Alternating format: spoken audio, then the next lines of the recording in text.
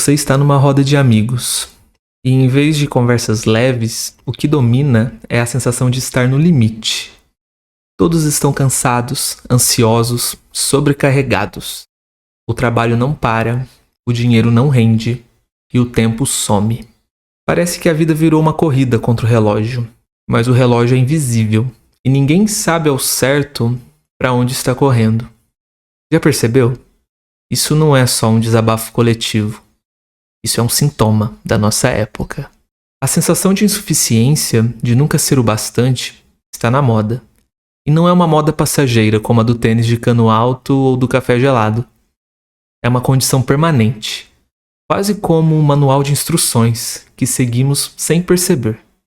Trabalhamos mais, ganhamos menos, nos culpamos por não sermos felizes o suficiente, produtivos o suficiente, realizados o suficiente. É como se tivéssemos nascidos com uma dívida que a gente nunca conseguiu quitar. Agora vamos dar um passo para trás. Será que esse sofrimento, essa ansiedade que parece nos engolir, é algo exclusivamente nosso? Ou será que é um reflexo de um sistema maior que molda nossos desejos, nossos medos e até nossa ideia de quem somos? A costura do sofrimento individual e coletivo. Muitos acreditam que sofrimento é algo puramente pessoal. Eu só preciso melhorar minha organização, ou falta foco. Mas e se o problema não for individual? E se estivermos todos vivendo em uma espécie de labirinto, onde o sofrimento não é uma falha, mas sim uma regra de funcionamento? O neoliberalismo, essa palavra que parece tão distante, na verdade vive dentro de nós. Ele não é só um conjunto de políticas econômicas ou um jeito de organizar o mercado. É uma lente que usamos para enxergar o mundo, e pior ainda, a nós mesmos. No fundo, ele nos diz: você é o único responsável pela sua vida. Se está sofrendo, é porque não está se esforçando o suficiente. Mas e se for justamente essa lógica que está nos adoecendo? Por que esse tema é importante agora? No Brasil, o sofrimento psíquico não é novidade. Ele vem de longe. Atravessa séculos de desigualdades, opressões e exclusões. Mas nas últimas décadas, o neoliberalismo trouxe uma novidade perigosa. Ele privatizou até o sofrimento. Antes, as dores do mundo podiam ser vistas como injustiças sociais a serem combatidas coletivamente. Hoje, elas viraram falhas pessoais a serem corrigidas com terapia, mindfulness, remédios ou, para quem não pode pagar por isso, o silêncio. Se você já sentiu que está falhando como ser humano só porque não dá conta de tudo, bem-vindo à lógica neoliberal. É ela que transforma o sofrimento em culpa, a dor em um fracasso pessoal. E é sobre isso que precisamos falar. Como saímos desse labirinto? Uma jornada de perguntas. Neste vídeo, o convite é simples, mas nada fácil. Pensar juntos sobre o que significa sofrer em um mundo neoliberal. O sofrimento que você sente ao acordar na segunda-feira tem raízes em algo maior? Será que ele é um sintoma de um sistema que não só explora o trabalho, mas também sequestra a subjetividade? Mais importante, será que é possível resistir? Encontrar brechas para viver de outro jeito, com menos peso e mais leveza? Então vamos com calma para entender onde estamos. Vamos primeiro olhar de onde viemos. Como o neoliberalismo se instalou no Brasil? Como ele nos atravessa não só no bolso, mas na mente, no corpo, nas relações. Ao final, quem sabe, a gente consiga vislumbrar saídas. Afinal, se o sofrimento é fabricado, ele também pode ser desconstruído. Por que parece que todo mundo está exausto o tempo todo? Como se a vida fosse uma esteira. Não importa o quanto você corra, você nunca chega a lugar nenhum. Se você já sentiu que a culpa pelo seu cansaço é sua, que é você que precisa melhorar, talvez a gente precise repensar isso juntos. Do estado de bem-estar ao neoliberalismo. Para entender como o sofrimento psíquico no Brasil se relaciona com o neoliberalismo, precisamos olhar para a história. Afinal, nada surge do nada. O neoliberalismo não é apenas uma ideia que alguém jogou no mundo e virou regra. Ele tem raízes, um percurso e, principalmente, consequências que impactam diretamente nessas vidas. De onde vem o neoliberalismo? O neoliberalismo começa a ganhar forma no pós-Segunda Guerra Mundial, em um cenário de reconstrução global. Até ali, o modelo predominante em muitos países era o do estado de bem-estar social, que prometia segurança econômica, direitos trabalhistas e uma rede de proteção social para todos. Essa ideia foi impulsionada principalmente por medo. As elites tinham pavor de revoluções como a soviética, então preferiram fazer concessões para garantir estabilidade. Mas nos anos 70, essa festa começou a acabar. A crise do petróleo, a estagnação econômica e a pressão por maior eficiência nos governos abriram espaço para uma nova narrativa. O Estado é ineficiente. É melhor deixar o mercado cuidar das coisas. É nesse contexto que economistas como Hayek e Milton Friedman popularizaram o que chamamos de neoliberalismo.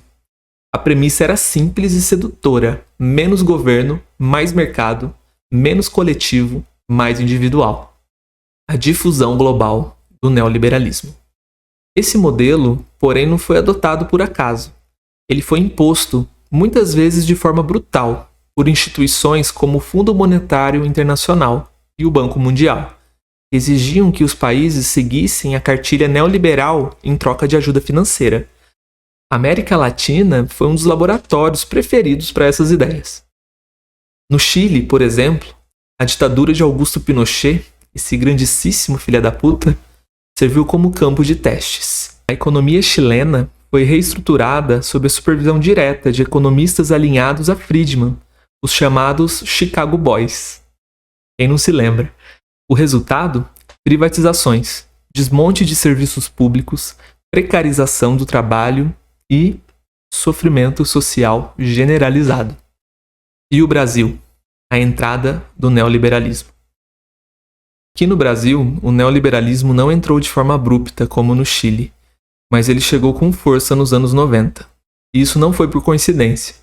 Depois da redemocratização, o país enfrentava uma inflação descontrolada, crise econômica e pressão internacional. A solução oferecida pelos mesmos de sempre: privatizações, desregulamentações e cortes no Estado. Nos anos Collor, o governo abriu a economia brasileira de forma acelerada, desmontando barreiras comerciais e incentivando a privatização de empresas públicas. A ideia era modernizar o país, mas o impacto para as classes mais pobres foi devastador. Empregos desapareceram e a desigualdade aumentou. Foi durante o governo de Fernando Henrique Cardoso que o neoliberalismo se consolidou no Brasil. Com o Plano Real e as privatizações de setores estratégicos, como a telefonia e a energia, o país passou a adotar de vez a lógica do mercado como regulador da sociedade. O neoliberalismo e a psique brasileira. O que isso significa para a vida cotidiana? A lógica neoliberal não impacta só políticas públicas. Ela molda a forma como vivemos, pensamos e sentimos. O Brasil, um país já marcado por desigualdades históricas, tornou-se um lugar onde a lógica de cada um por si se misturou ao sofrimento de uma sociedade já profundamente ferida por desigualdades sociais e violência estrutural. Essa transformação não foi só na economia. A entrada do neoliberalismo reorganizou nossa maneira de ver o mundo e a nós mesmos. O trabalho se tornou a medida de valor do indivíduo. O sucesso passou a ser uma responsabilidade exclusivamente pessoal, desconsiderando as condições de partida. O sofrimento deixou de ser visto como uma questão coletiva e virou um problema individual, tratado como fraqueza ou falta de esforço. Impacto contemporâneo: a normalização do sofrimento. Hoje, vivemos as consequências diretas desse processo. A precarização do trabalho, como bico, uberização, informalidade e o desmonte de serviços públicos criaram um terreno fértil para o aumento de problemas como ansiedade, depressão e burnout. Tudo isso é agravado pela cultura da performance. Somos incentivados a nos vender como marcas, a sermos incansavelmente produtivos e ainda assim felizes. O sofrimento no neoliberalismo. Agora que entendemos como o neoliberalismo se instalou e se enraizou na nossa sociedade, precisamos olhar para o que ele faz com a nossa psique. O sofrimento que vivemos hoje não é apenas o resultado de condições materiais precárias, mas também de uma reconfiguração profunda da maneira como nos enxergamos e vivemos nossas emoções. O neoliberalismo não só molda políticas e economias, ele modela subjetividades. O sofrimento como culpa pessoal. No sistema neoliberal, há uma mensagem implícita, martelada diariamente. Você é o único responsável pela sua vida. Essa ideia, que parece libertadora à primeira vista, carrega uma armadilha devastadora. Se tudo depende de você, qualquer falha ou sofrimento é obviamente culpa sua. Pense na cultura da meritocracia. Ela nos ensina que com esforço suficiente, qualquer um pode alcançar o sucesso. Mas o que acontece quando alguém não alcança? O fracasso é visto como um sinal de incompetência, preguiça ou falta de talento. O sofrimento, nesse contexto, deixa de ser compreendido como um fenômeno coletivo ou estrutural e se torna uma vergonha privada.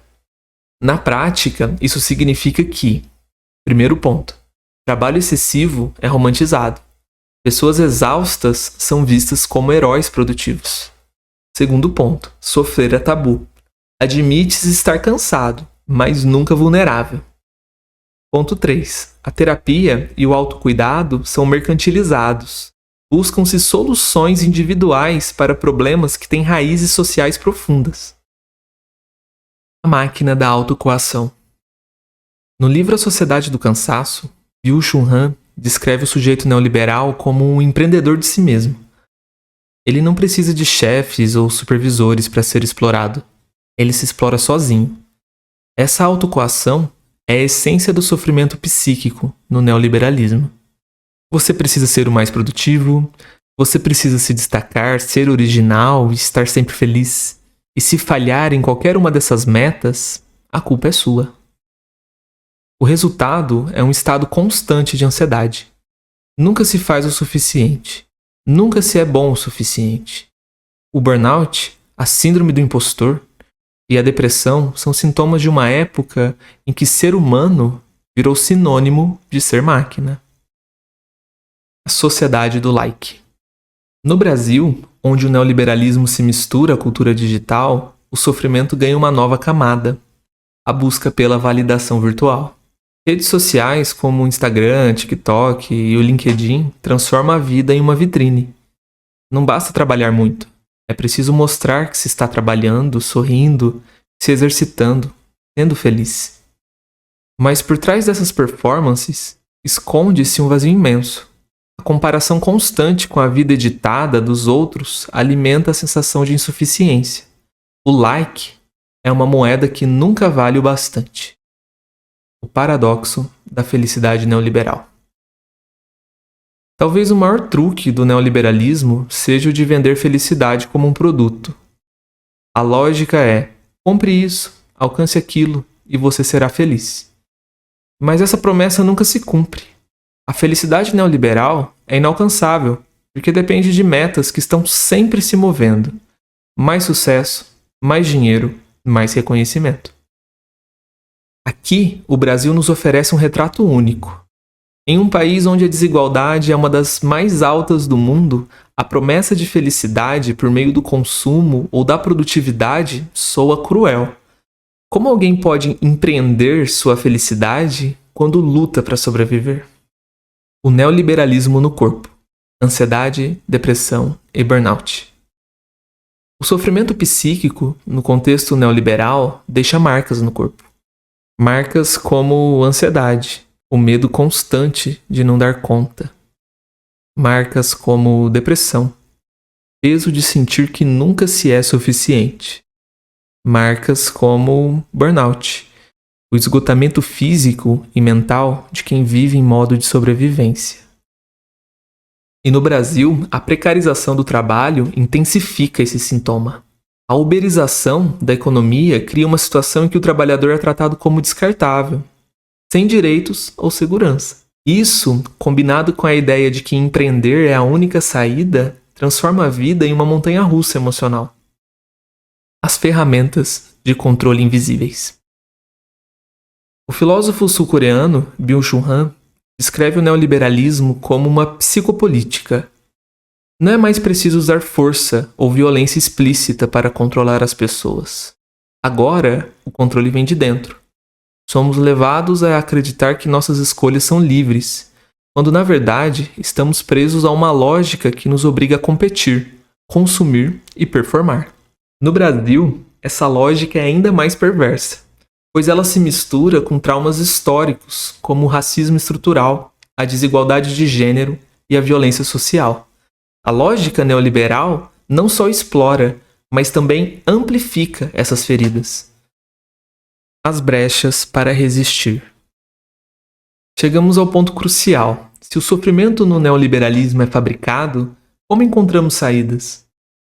Será que há espaço para resistir dentro de um sistema que parece invadir todos os aspectos da nossa vida, até mesmo nossos pensamentos mais íntimos? A resistência começa no reconhecimento. O primeiro passo para resistir é reconhecer que o sofrimento psíquico que sentimos não é apenas individual. Ele é parte de um sistema que lucra com nossas inseguranças e nos empurra para uma corrida infinita onde nunca seremos o suficiente. Quando entendemos que o problema não é só falta de esforço ou fragilidade, já estamos desmontando parte da lógica neoliberal. Esse reconhecimento abre caminho para algo revolucionário: coletividade. Afinal, um dos maiores truques do neoliberalismo é nos isolar, nos convencer de que nossos problemas são exclusivamente nossos. Quando falamos sobre o que sentimos, quando compartilhamos dores e experiências, criamos um espaço onde o sistema perde a força. Cultivar a vulnerabilidade e a solidariedade. A resistência também passa por práticas que rejeitem a lógica do desempenho. Ser vulnerável, por exemplo, é um ato de coragem em um mundo que exige perfeição. Pedir ajuda, desacelerar, reconhecer os próprios limites, tudo isso é uma forma de dizer não à pressão constante de ser impecável. E há algo mais poderoso ainda: a solidariedade. Em um Brasil marcado por desigualdades históricas, a luta contra o sofrimento psíquico precisa ser coletiva.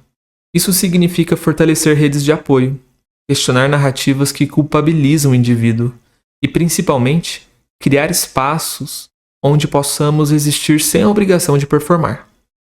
Reinventar o sujeito e o tempo. Byung-Chul Han argumenta que, para resistir ao neoliberalismo, precisamos reinventar nossas relações com o tempo. Em vez de vivermos na lógica de fazer mais, consumir mais, ser mais, podemos valorizar momentos de pausa, contemplação e desconexão. É nesse ritmo desacelerado que encontramos espaço para a criatividade, a reflexão e o cuidado consigo e com os outros. No contexto brasileiro, essa reinvenção pode ser vista em movimentos que resgatam saberes coletivos, práticas comunitárias e modos de vida mais sustentáveis. O desafio é conciliar essas práticas com as urgências materiais de uma sociedade profundamente desigual. Mas é justamente nesse encontro que reside a possibilidade de transformação. A brecha na subjetividade. Christian Dunker nos lembra que, mesmo quando o neoliberalismo parece ter colonizado tudo, sempre há uma brecha. Sempre há algo no sujeito que resiste, que escapa. É essa brecha que precisamos cultivar. Isso significa repensar nossos desejos, questionar a necessidade de sermos produtivos o tempo todo e valorizar o que não pode ser capturado pelo mercado: as relações genuínas, os afetos e os momentos de silêncio. Esse vídeo não é uma resposta definitiva. Ele é um convite para que você olhe para o seu sofrimento com outros olhos, sem culpa, sem nenhuma vergonha, para que você reconheça que ele não é só seu, mas de todos nós. E a partir desse reconhecimento, encontrar formas de resistir. Porque resistir não é só lutar contra algo. É também cuidar de si e dos outros. Cultivar aquilo que o sistema não pode roubar: a nossa humanidade. Agora eu gostaria de deixar 3 perguntas como um convite para nossas reflexões. A primeira é: como podemos construir redes de apoio em um mundo que valoriza o individualismo? A segunda tem a ver com de que forma pequenos gestos de desaceleração podem se tornar atos de resistência. A terceira tem a ver com brechas que a gente pode abrir em nossas vidas cotidianas para conseguir escapar, mesmo que parcialmente, das exigências do neoliberalismo. As referências para a construção desse vídeo eu vou deixar na descrição para que vocês possam ver calmamente e, quem sabe, abrir um espaço para que a gente discuta nos comentários. Para você que chegou até aqui, um grande abraço e saiba que para mim foi um prazer muito grande compartilhar isso com você. Até a próxima.